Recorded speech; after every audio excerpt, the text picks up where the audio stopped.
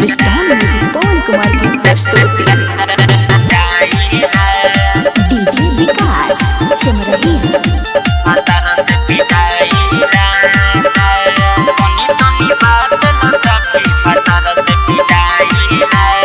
सुनो ये सखी होला दुर्गति शादी करके हम पछताइला।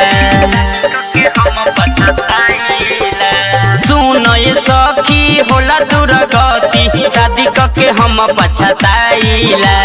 तनी तनी बात ला सखी भतार से पिटाइला। तनी तनी बात ला सखी भतार से पिटाइला। सुनीता रिकॉर्डिंग स्टूडियो घोड़ा सहन पकही।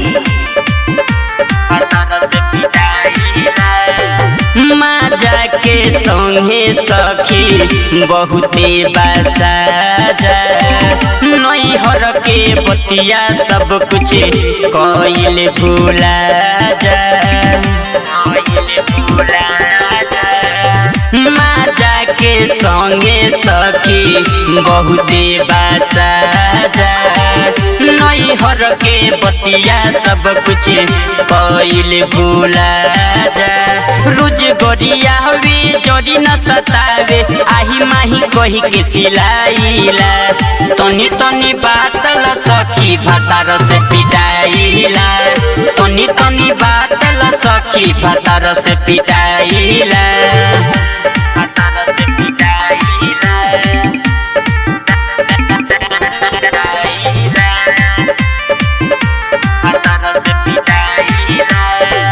पियाबा पवन हल चल के बात ना बुझाला। उठी सूती हमसे खाली कदेला हाला। पियाबा पवन हल चल के कुछ ना बुझाला। उठी सूती हमसे खाली कदेला हाला। देवरा रमाकांत के देखी रहनिया ओकरा के रोज गरियाइला।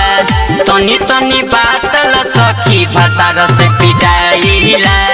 तनी तनी बात ला सखी भतार से पिटाइला। सुनीता रिकॉर्डिंग स्टूडियो घोड़ा सहन पकही।